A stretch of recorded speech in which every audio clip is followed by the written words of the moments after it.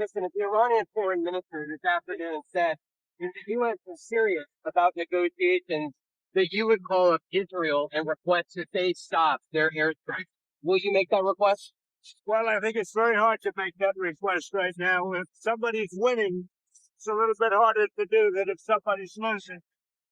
But we're ready, willing, and able, and we'll be speaking to Iran, and we'll see what happens. Mr. President, what was the thought process behind 2 week timetable? This time to see whether or not people come to their senses.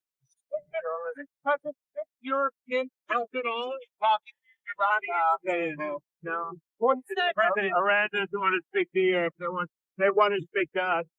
Europe is not going to be able to help in this. 20 years ago, you were skeptical of the Republican administration that attacked a Middle East country on the idea of questionable intelligence of weapons of mass destruction. How is this moment different with Iran? Well, there were no weapons of mass destruction. I never thought there were. And that was somewhat pre-nuclear. You know, there was a nuclear age, but nothing like it is today. And it looked like I'm right about the material that they've gathered already. It's a tremendous amount of material. And I think within a matter of weeks, or certainly within a matter of months, they're going to be able to have a nuclear weapon. We can't let that happen. I was very much opposed to Iraq. I said it loud and clear, but I was a civilian, but I guess I got a lot of publicity. But I was very much opposed to the Iraq war. And I actually did say, don't go in, don't go in, don't go in. But they said, if you're going to go in, keep the oil. But they didn't do that. What intelligence do you have that Iran is building a nuclear weapon? Your intelligence community has said they have no evidence that they are at this point. Well, then my intelligence community is wrong. Who in the intelligence community said that? The threats of national intelligence, Tulsi Gabbard. She's wrong. Mr. President, are the Chinese in any way helping Iran in this moment? We're hearing reports of serious planes landed in Iran and China. No, they said that they're there to take people out, but I can't tell you about that. I get along very well with China. Get along very well with President Xi. I like him. He likes me. We have a very good relationship. We'll see what happens. I can't imagine them getting involved. It's a decision that you need to make on Iran, whether to strike militarily. Is this the biggest decision you have to make as president? Well, I can't tell you that. I have to see what happens. I can't, really say that. It depends what the decision is. But I wouldn't really be able to tell you that now. I'll tell you in about a year from now. Maybe 5 years or 10 years from now. You never know about decisions.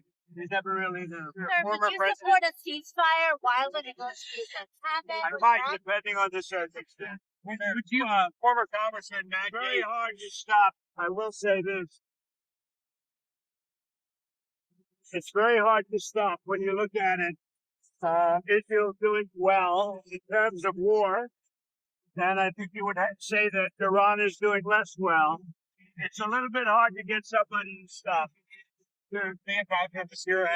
Former Congressman Matt Gaetz brought an interesting idea, suggesting that if you were to broker a deal where nuclear inspectors go into both Israel and Iran, that you could win a Nobel Peace Prize, and they might even rename it the Trump Peace Prize. Did you hear those? What do you think of that? Well, they should give me the Nobel Prize for Rwanda, and if you look at Congo, or you could say Serbia, Kosovo, you could say a lot of them. You could say, the big one is India and Pakistan. I should have gotten it 4 or 5 times. I should get it for the, I would think the Abraham Accords would be a good one too. But what do you They think won't of that give me idea? a Nobel Peace Prize because they only give it to liberals. Sending inspectors to have nuclear, would you support Iran being able to have civilian nuclear energy capabilities up to 3.76%? You know, they're sitting on the top of one of the largest piles of oil in the world. I just don't know why they need that for civilian work. You know, it's one thing for certain countries to say, hey, I want to have a certain amount where I could go nuclear a little bit because we need it for electricity, we need it for air conditioners, etc. But when you're sitting on one of the largest oil piles anywhere in the world, it's a little bit hard to see why you need that. Yeah.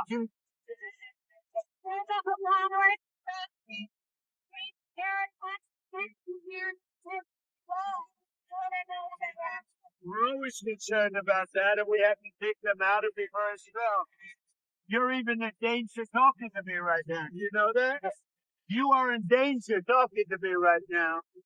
So I should probably get out of here. But you guys are actually in danger.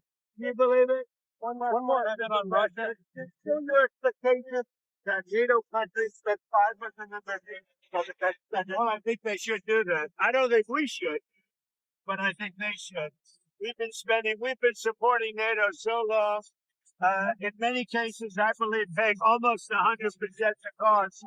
So I don't think we should, but I think that the NATO countries should. Absolutely. If somebody like Spain decides not to, well, NATO's going to have to deal with Spain. Spain's been a very low payer.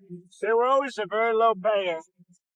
They were either good negotiators or they weren't doing the right thing. I mean, I think Spain has to pay what everybody else has to pay. Spain has been notorious for low pay. You know who else was the low payer? That's just about the lowest?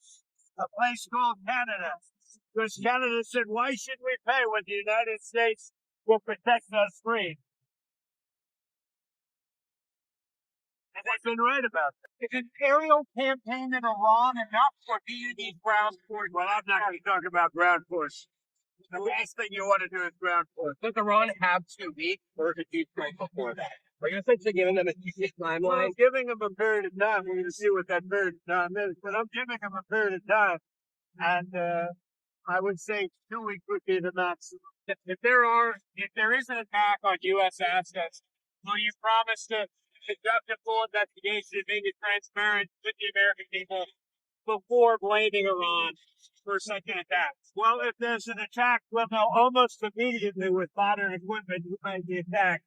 And those people will be very, very unhappy. Prime Minister, And I want to get you people out of danger. You're in danger standing with me. one more. Prime Minister Netanyahu said that they had the capacity to take out all of Iran's nuclear facilities.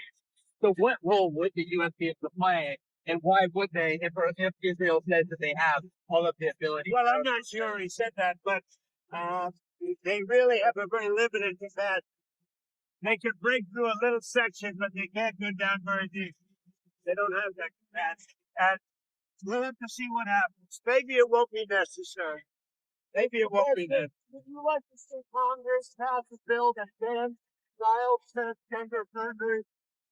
Well, I know they're talking about it, aren't they? Huh? We're going to have to see how it comes to be in what form. Certainly, it's been something I've been talking about all day. Okay? Be careful.